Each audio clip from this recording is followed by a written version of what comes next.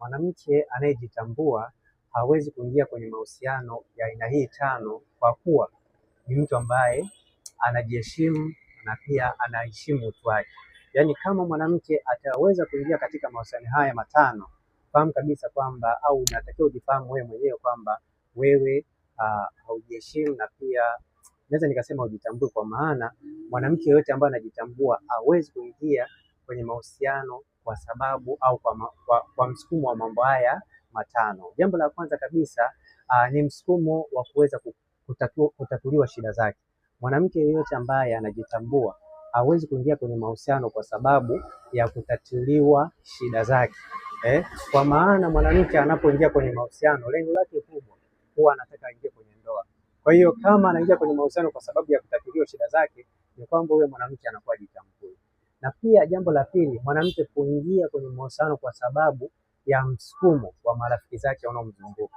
Mwanamke yeyote ambaye anaingia kwenye mahusiano kwa sababu ya msukumo wa marafiki zake, huyu ni mwanamke ambaye hajitambui kabisa, kwa sababu yeye ndiye anaingia kwenye mahusiano, sio marafiki zake. Kwa hiyo ukiona mwanamke, au wewe kama ni mwanamke unaingia kwenye mahusiano kwa sababu ya marafiki zako, fahamu kabisa kwamba haujitambui.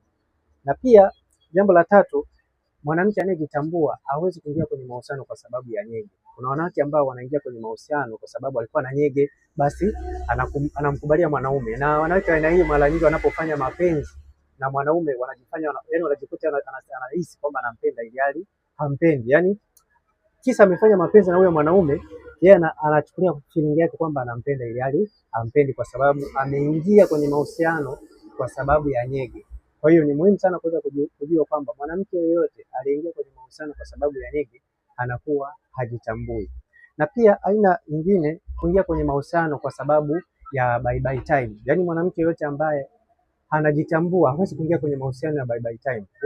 Mwanamke yeyote anayejitambua huwa anaingia kwenye mahusiano kwa ajili ya kufunga ndoa. Kwa hiyo ukiona mwanamke anakuambia mimi nipo na wewe kwa sababu ya bye bye time, natafuta mwanaume kuwa naye kwenye ndoa, fahamu kabisa kwamba huyo mwanamke anakuwa hajitambui na hajiheshimu, kwa sababu utu wa mwanamke ni kuheshimu utu wake.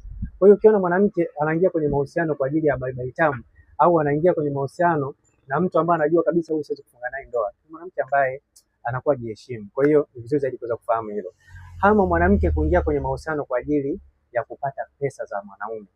Mwanamke yote ambaye anaingia kwenye mahusiano kwa ajili ya kupata pesa kutoka kwa mwanaume ni mwanamke ambaye hajitambui, kwa sababu mwanamke anayejitambua au ambaye anaheshimu utu wake huwa hawezi kutoa utu wake kwa ajili ya pesa.